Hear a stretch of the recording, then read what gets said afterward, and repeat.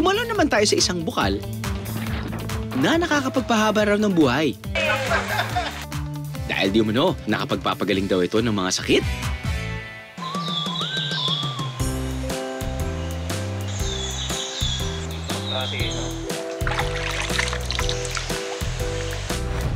Ang pangalan nitong Malumpati Blue Lagoon, mga Koreano raw ang nagbansag.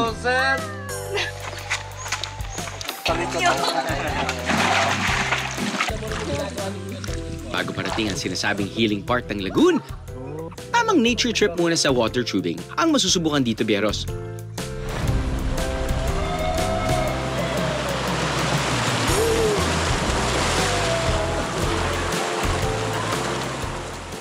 Magkano po charge bawat tao? Yes, bali yung binabayad ko ng guest 250 po per head. 250 per head. Kasama na po yung guide sa Zavita. Okay. Isa-isa po may guide. Hindi na. Pagkatapos magmuni-muni sa life, mas challenging na activity ang naghihintay. May buwis-buhay na diving show pa ang mga tour guide.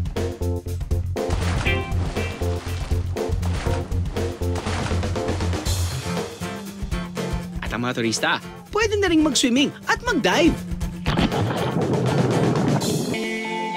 Pero ang ulo ng bukal, bawal daw pagliguan.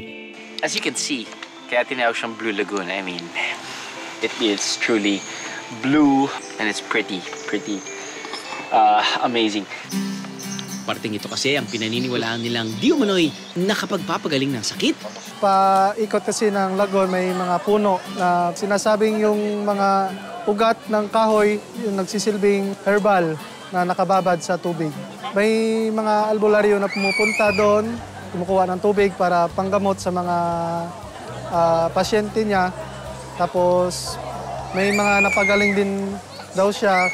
Tuwing Nobyembre, may ritual daw silang ginagawa sa ulo ng lagoon. Nag-aalay kami ng mga pagkain, tapos nagabigay kami ng pera, bariya, para bayad namin sa lugar na ginagamit namin sa activities. Yung lugar din naman sa atin kasi may mga natitira na hindi natin nakikita.